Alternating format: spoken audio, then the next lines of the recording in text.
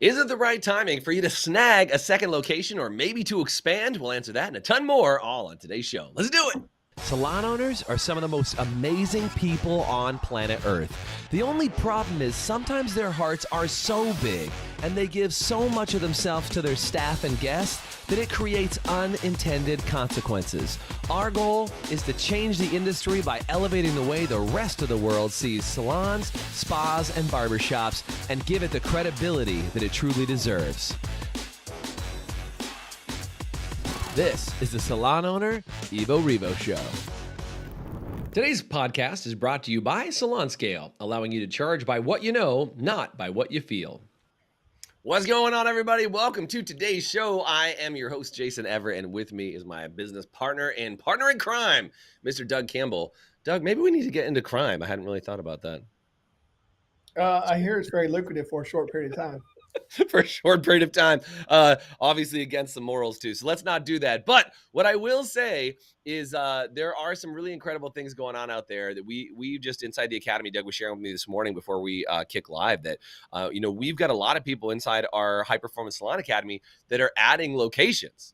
And it's so funny, Doug, like we talk to people all the time. And sometimes like we talk to people in the Academy and they're like, we're doing great. We're adding locations. We're doing this. We're finding other spots. We're growing. We're having our best years ever. We're doing all these things. And then sometimes I talk to other people and they're like, this is the hardest time in the salon industry, in the history of time that I've owned a salon. There's nobody to hire. Nobody wants to work. And I don't know if I can make it.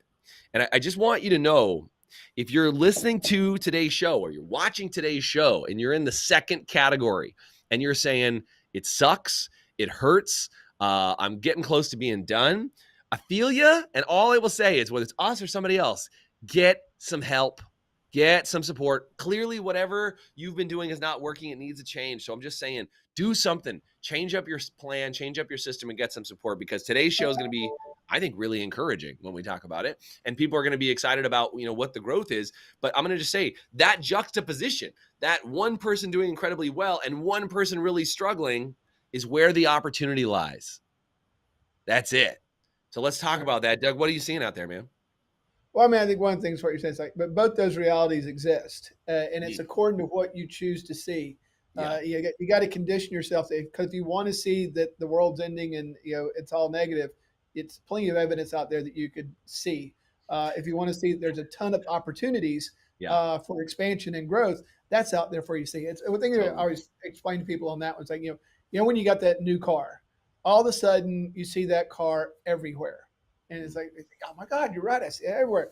And it's like that car was everywhere before. You just weren't conditioned to see it. Yeah. So it's like right now, it's like, who are you hanging out with? Who are you talking to? Who are you working with to help you see what's really out there? Because if you're around people that are being negative in the world, then you're going to see all that. But if you're out there with people looking for opportunities, and the thing about it, those two things feed off each other. It's the yin and the yang. So there's people that are, either maybe weren't running their business the way they need to, and the pressure of these current times made their business crack. Just running hard, not necessarily their fault. They just had never been taught how to run it right. They always ran hard and just tried to do volume and living on a string too. You know what I mean? Is like right. if they hadn't had any sort of balanced budget or anything like that they were working on, it can be very tricky and difficult. Yeah, they're over leveraged. So anyway, and then sometimes people are just like, look, I've been in this a while, and in the last couple of years, it's just gotten weird and tough, and I'm just done. I'm ready to be done. So those are the opportunities that are lying out there. There's people that are ready to say, look, I'm done. So if you're in a position and you got some things going well, and what I'd say is there's some things you need to think about. Do I have my business running well where I think it's good to duplicate it? Mm-hmm. Sometimes people duplicate chaos, which isn't the best idea.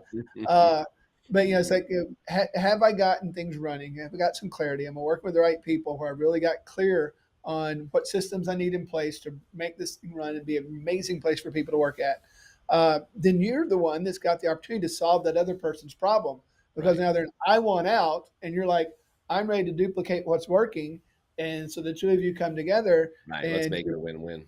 And both people win. It's like the person that's wanting to get out, to be able to get a decent price and get out what they're wanting.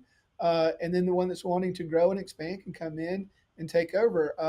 I think the sad thing about a lot of salons is they don't really know how to exit, especially if they're exiting under pressure. And Mhm. it's that if you got a lease somewhere, I'm still under this lease. I had to personally sign for the lease, so I'm Right. liable for this thing, and I just need someone to get this out from under me. That happens, and in the case, but that's why Sometimes we're just trying. that lease relief is worth getting rid of the business, right? Is Right, like, I that's what don't I'm have I saying. can get out of the rest of my 2-year obligated lease Right. here. It's like I've had this equipment for 5 years. You just get me out of the lease. You can have everything. I just need to be. Yeah. I need to quit bleeding money. And those Yeah. things happen. It's like, and so it's not like some people. It's not a taking advantage of thing. It's coming in and those two things working together. I Yeah. need and or really want to get out. I'm ready to expand. And so the thing is like being aware, like we talked about just a minute ago, being aware of those things that are out there because some people are trying to get out. It's like, I don't know what I'm going to do. No one's ever going to take my place. Say, well, maybe you're not reaching out to the right people.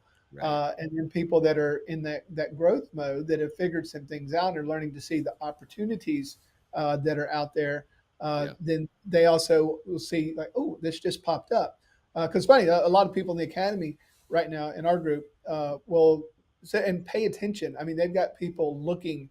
Is there Actively trying to find them right? businesses, yeah. Is there something? They've got 3 or 4 different people, business brokers. They've got real estate brokers saying, "Hey, if you see something come up, you let me know." Because I What a mean, it great doesn't position to cost be in anything to though, know. man. How cool is it literally just to say, "Look, if you see anything that even is remotely like that," I do that with real estate, right, Doug? Is I've got Mhm. 3 agents who are constantly looking for deals for me, and if something comes up and they just bring it over, they're like, "Hey, man," and I looked at one the other day. They're like, "Hey, this used to be a restaurant. It's a 5,000 square foot building. Like, are you interested in taking a look at it? I know these are kind of your jams." And I think the idea is when you're properly prepared and cashed up and ready to act and you have your finances in order and you've got team that's ready to grow, you're in a really good place and poised in position to pounce on opportunities when you see them. If you know what your criteria is when you're looking, you understand what you want to do, and you're backed. So guys, if you're watching this and you want to expand, can you just say want to in the chat? I'd love to know, for those of you guys that are actually watching it with us live right now, I want to know if that's where you're at. And even if it's like you want to get there, if you're ready to, great. If you want to get there, then that's great too. But make sure that you get yourself positioned to be there. But Doug, go ahead. I was just going to say, one thing is some people want to, but they're not sure if they're ready to, and Mhm. they may not be ready to. I'd say, but if you get intentional, I think you can get just about any business. I would say probably 80 to 90% of businesses you can get there within a year. Yeah. If you Yeah, you could start turn everything around in 1 year. right, if you start paying attention to what you're doing, Right. you get your culture right, you get your systems in place, and then about a year you go, okay, now I feel like this. And the secret is does it run without you? Can it Yeah. mostly run without you? Yeah, you're And not the number one producer. You're not right, doing every one-on-one meeting. You're not plugged into every aspect of the business. Like toilet paper wouldn't get ordered unless you were there. right, right. It's finding out that do I have these things in place where it runs like a business. And now I've got a duplicatable thing because you cannot duplicate yourself to go Right. be at 2 locations. So you need Right. to say, do I have systems in place and cultural systems, cultural triggers inside of my business where I know that I can put it over there and create the same culture and same type of thing, and then you get that momentum going. And Yeah. you manage your upper part, and you control the big picture and let other people. But all that can be done inside of a year. I mean, if you get intentional, you can. I mean, it's like it's funny. It's the way it happens in the academy. People come in and are like, yeah, I just need to get some clarity. I need to get some things figured out. I need to quit working as much as I'm working. And then around a year, like I'm thinking about opening another location.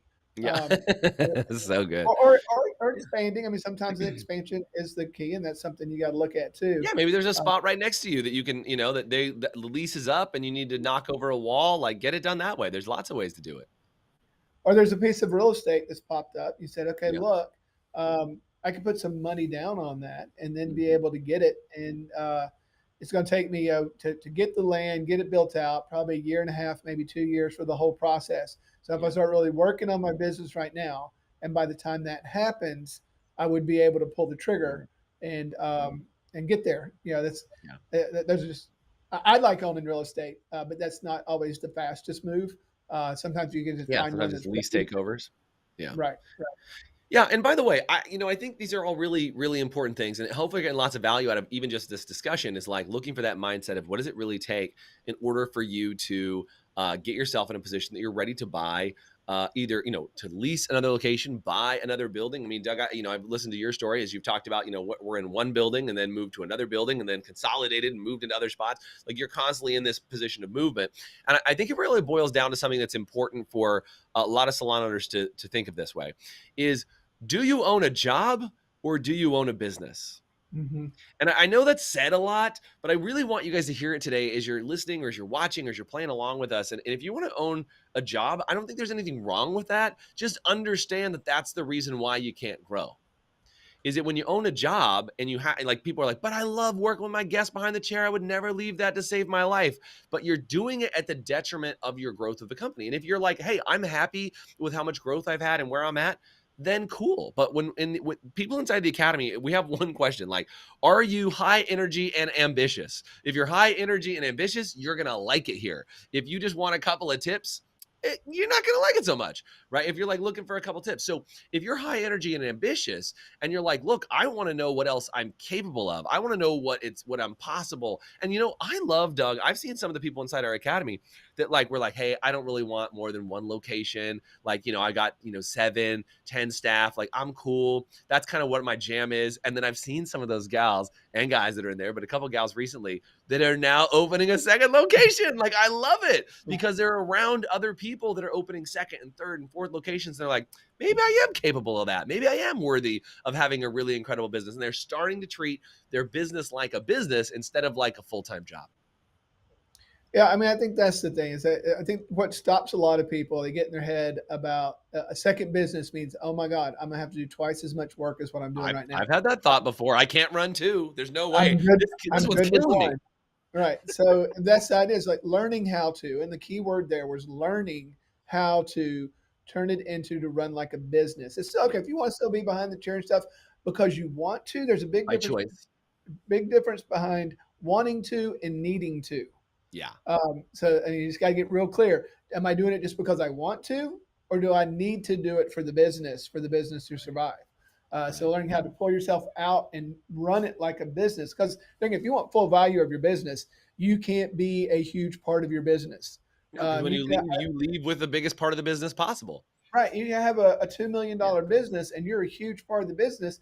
Anyone that's coming in is going to look at it and go, yeah, when you leave, there's going to be a huge hole in the It's only business. worth half. So Yeah. it's not worth what you're saying it is. So Yeah. learning how to make it run, and I want to be clear to this. It's not like you can just put your business on autopilot and go to Mexico for 2 months. Um, Right. Right. We're not talking full unplug here. Right. I mean, sometimes people will do that too early too. It's like, oh, I've got a 6-year salon. I really want to get it, and within 2 months, they're wanting to go down to no hours behind the chair. I really don't want to even show up to manage it. I want just to I'm leave. going to hire a manager. I'm going to hire this. I'm going to hire this. And I understand why I'm not making any money. It's like, well, you move too fast. You got to slow down and say, Yeah. does it support it? Because it's all numbers, and just playing with the numbers and see what that transition looks like as you move from one to the other. Yeah. It's very doable, but you've got to do it in a way. And we like you were talking about a while ago, the high energy and driven, and Ambitious. Yeah. to become the business owner that you've always wanted to be, but no one's shown you how to be it. I Totally. think that's the ticket right there because I want people to are excited. Some people is like, yeah, I just want to be able to get away from it and just because what they're telling me is that I'm sick and tired of the people that work for me and of the business that I'm running, and I just want to get away from this thing. Need a break. Yeah, and it's like, okay, that's a different story. So we're talking about selling, really, what we're talking about. We're not talking about you get to a point. It's like so. Yeah. It is fun. Sometimes people come into our organization and they have that mindset, but then when they learn how to do it the right way, they actually say, "Oh, I kind of enjoy this. Yeah. Oh, this is Totally. kicking off a pretty good income for me now, and my effort is different than what my effort used to be. Mhm. I'm okay with this." And then sometimes those people actually turn into second location people. The Yep. people that were wanting to throw in the towel are now Mhm. looking at the second location. But it's all about putting yourself in the right place and seeing the right things and learning how to run it like a business. That's the biggest deficit in this area is Yep. that successful stylists get in and go, and it's not they're not smart. They just have not been exposed to the right information to really Totally. excel the way that they need to excel. So let's do this. I got to take a break. We're overdue. We got to take a quick break. We'll be back after this short commercial break. And then we're going to talk about how do you see diamonds in the rough? How do you see opportunities as they present themselves? And how do you make sure you're prepared? We're going to give you a little bit more step-by-step instructions, all when we come back right after the short break. Hey, HPSA listeners, let me ask you this. Are you tired of not knowing what your hair color is costing you on every appointment and watching it chew up your profit? Well, with Salon Scale, we take the guesswork out for you. Using a mobile app paired with a Bluetooth scale, Salon Scale will tell you exactly what your color is costing you on every bowl mix down to the gram. As you mix, Salon Scale will also digitally store your formulas and track how much product is being used in real time, so you can manage your inventory, cover your expenses, and generate more profit in your salon. Use promo code HPSA10 to get 10% off an annual subscription. Salon Scale, the new standard for mixing color. What's going on, guys? We're talking about second location, expansions, and how do you get great deals right now? Because depending on which side of the fence you're on, you might be on the side that says, hey, I'm doing really well right now and I'm ready to expand. Or you might be on the side that says, hey, I'm not in a great spot. And just full transparency here, because I think this is worth saying, Doug, I have successfully gotten rid of a business that I lost my shorts on. Can I start by saying that? This is an important detail, is that I had a company, put a couple $100,000 into it. At the end of it, I sold a couple $100,000 worth of gear for about $7,000. Like I walked away from it because it was taking up space. It was costing me more to store it. And I'm like, it's time for me to separate from that burden and obligation that I had. And I walked away from a business, and the guy I sold it to has made way more than the money that he paid me for it, which is fine. And I'm totally cool with that. Like, I learned the lessons I needed to learn. I got out of it, and I got beyond it. That's not every business I've ever run, but I've had to make that type of call before. And I think it's really important that you guys hear that it's just making sure that you look for opportunities. And that's what I want to do in the second half of the podcast, is talk about what is the opportunity and how do you see it. I was reading a story online the other day, and I want to read it to you guys, and I'll show you this thing. But I want to read you this story and see if this makes sense. And if you want some hot tips on what we're talking about here on how to find a great deal, a diamond in the rough, listen to this story and do me a favor and say diamond in the chat, so I know you're looking for some diamonds that are around you that you maybe haven't seen. So listen to the story. Hopefully it won't take me too long to get through it. It said, a father told his daughter, congratulations on your graduation. I bought you a car a while ago and I want you to have it. Before I give it to you, take it to a car dealer in the city and see how much they'll give it to. Yeah. I was going to say, take the photo down. It's too late. It's okay. The photo's up. It's all right. I wasn't quite ready yet. That's all right. So if you're watching, you can see what this is. If you're just listening, you don't know what's going on. All right. So it said the girl came back to the father and said, they offered me 10 grand because it looks very old. So the father said, okay, take it to a pawn shop. The girl returns to the father after saying, the pawn shop offered me only $1,000 because it's super old and it's going to need a lot of work. The father told her to join a car club with experts and show them the car. And the girl drove to the car club. She returned to her father after a few hours and said, somebody in the club offered me $100,000 because it's super rare and in great condition. The father said, I wanted to let you know that you are not worth anything if you're not in the right place. If you're not appreciated, don't be angry. It means you are in the wrong place. Don't stay in a place where no one sees your value. Know your worth and know where you're valued. A diamond doesn't shine on the bottom of a cave. And now, for those of you guys that are already seeing this car, you know what's up. But for those of you guys that are listening along, you're like, what is this car? What are we talking about? It's a Lamborghini, but this Lamborghini is dusty. It's got it's got piles of soot on it, and people wrote their names on it. But it's, no matter what, it's still a Lamborghini. Even if this thing doesn't run, it's still worth probably, close to $100,000, right? And the idea of this story and what I wanted you to get, producer Bob, you can pull that down for me now, man. But what I wanted you to get out of this is that value is constantly in the eye of the beholder, right? Constantly in the eye of the beholder. And so when you look at this, you got to decide okay, I think this is very common, Doug, that people own a Honda Civic and they think it's worth the same as a Ferrari or a Lamborghini. They're like, you know what? I have this Honda Civic. I've had it forever. It's gotten me all over the place. And the sentimental value of my Honda Civic is worth $100,000, Mm-hmm. right? There's those salon owners. And then there's other people, and you were mentioning this today with a salon that was around for us earlier, is there was a salon that had multiple locations, right? That the salon owner had passed away, and the spouse was dealing with the salons, and they were like, "Look, I'm on the hook. The salon has started to fall apart," and they're like, "I'm on the hook for this obligation I don't want to have anymore." And somebody swooped in and said, "Hey, I will take that off your hands and take over the lease and turn it into a profitable, amazing salon," because they know how to take something old and busted and turn it into something that can be really beautiful and successful, right? Yeah. I mean, And that's, go ahead. oh, I was gonna say, and I Yeah. think in my mind, I think that's what you got to look for is you got to look for something. I learned this. I actually I'm passionate about this because I used to flip cars. I'd find something that somebody either didn't know what it was or they didn't care about it anymore, and I could clean it up, turn it into something awesome, and sell it. You do that with cars, you can do it with real estate, and you can do it with businesses. So, Doug, I'd love to get some tips from you on what are the hot things you're looking for. What are the things you're looking for when you're looking for business? What would you tell a business broker that you're trying to find? Well, so there's two different things. If I'm looking for just to take over the business and not the real estate, then what I'd want to know, what terms are, give them a list on the terms of the lease agreement. Yeah, If it's locked in and I can grandfather in, I can take over the lease under the same terms, and these are the terms that I would like.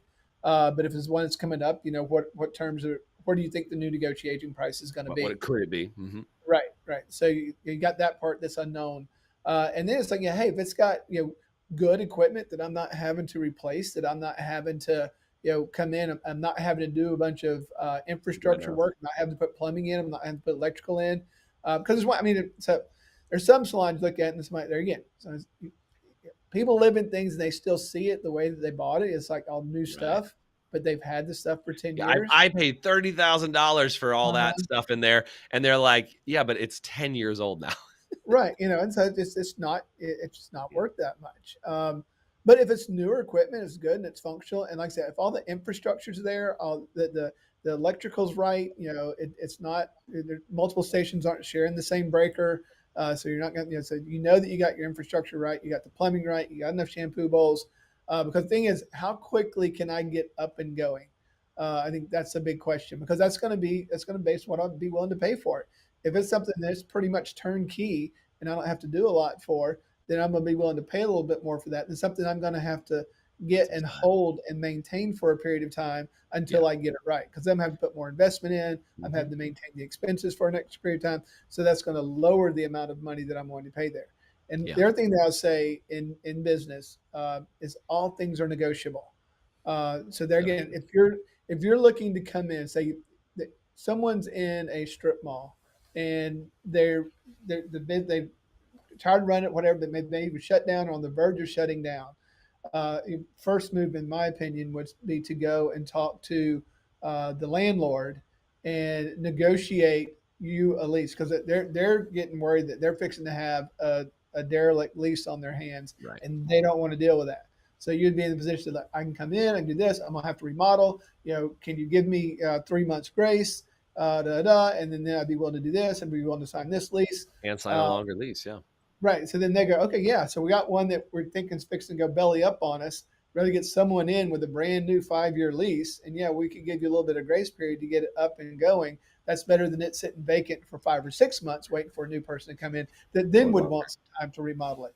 Yeah. But just remember, all things are negotiable. I mean, it's funny. Sometimes people get in their heads about, oh, you can't ask They that. asked for this. You can ask for anything and it's Yeah. not personal. I mean, it's like the way that you're going to get to a good deal that's good for everybody is to ask for the deal that you want. Yeah. And then they're going to ask for the deal they want. And then you work through how close can you get? And if you can't get there, you can't get there. That's okay. I think that's the other thing is learning how to keep your emotions out of it. Mhm. Sometimes people get emotionally attached to a deal, and then they'll make bad decisions because they're emotionally attached. They want Yeah. it to go through. Right. So it's like you don't do that, but learn how to ask for what you want. They're going to ask for what they want, and then you figure out where that works out. And you might Yeah. find out during that discussion, you may find out that uh, other things come up that make the deal better. It's like, Yeah. well, I can't do this, but I could do this. Well, okay, I didn't know you'd be able to do that. Now I'd be able to give this if you were able to do that. So just Yeah. Some negotiation's give and not a take. bad word. I mean, I know, like like bartering at Haggling. yard sales or flea markets, and some people are like, oh, I hate doing that. I can't stand doing that.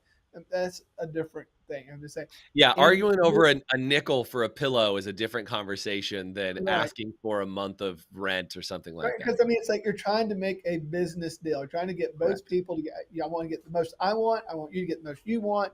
In order to do that, we've got to have a conversation Mhm. and get to see if we can get to that middle ground. And like I said, during that conversation, you may learn a different way to pull the deal off. Yeah, There's I like what you said, Doug, about being able to transition and say, "Hey, go talk to the landlord." Before you like, Mhm. if you know that the business is starting to struggle, talk to the landlord. And what I would just my hot tip for you before you wrap is, when you're talking with business brokers, ask questions like, "I'm looking for somebody who's in transition. Maybe somebody passed away. Maybe somebody's trying to retire out. Maybe somebody's looking to move." Right. Or they're struggling with making lease payments. Anybody that you know. And I just would say, ask for those transitionary steps because if you try and find somebody like, hey, I'm going to find the most successful salon in town and I'm going to buy them out. Well, guess what? You're going to pay the most amount of money for that salon humanly possible, right? When somebody's like, hey, we built this thing up and it's fantastic. I want you to be that person, but that's not the salon I want you to buy. Right. So be aware of salons that are in transition. Look for areas, look for salons that seem slower than you think they should be, right? That doesn't have anybody in the parking lot. Maybe you know something that they don't, right? It might be their location. It might be how they advertise, right? So just be aware. And I've seen salons literally move a block down the street. One was, I used to consult with this gal. She was in town and she was right off the main strip. She was like, a mile down the road in another strip center. And nobody would ever know she was there. She moved literally less than a mile into a main strip center and her business exploded. Why? Because she moved to a better location. So be aware if the location is struggling because of something that you could change and you could do that would make a huge difference in buying the salon, and look for those salons in transition because like we said at the beginning of the show, there are two types of salons right now. There's some that are struggling and having a hard time making it work, and maybe they're at retirement age and they're ready to get out. And there's salons that are growing and doing some incredible things. We want you to be on that side. And if you're doing incredible things and you're growing, you can look for those opportunities right now because never before in the history of you owning a salon has the opportunity been good for you to look for salons like it is today. You guys, thanks so much for being on the show today. Doug, appreciate all your insights and details on what we just shared. And if you guys want more tips, make sure you join our Profitable Salon Owner group on Facebook so we can have more discussions, answer more questions, and help you in a way that would get your salon more profitable. Thank you guys. Have a great day. Thanks for being on, Doug. later, guys. Thanks for listening to the Evo Revo podcast. Today's podcast was brought to you by Salon Scale, allowing you to charge by what you know, not by what you feel. Please subscribe, leave us a review, and you can always get more information, including show notes and the video episodes at Evo Revo Podcast.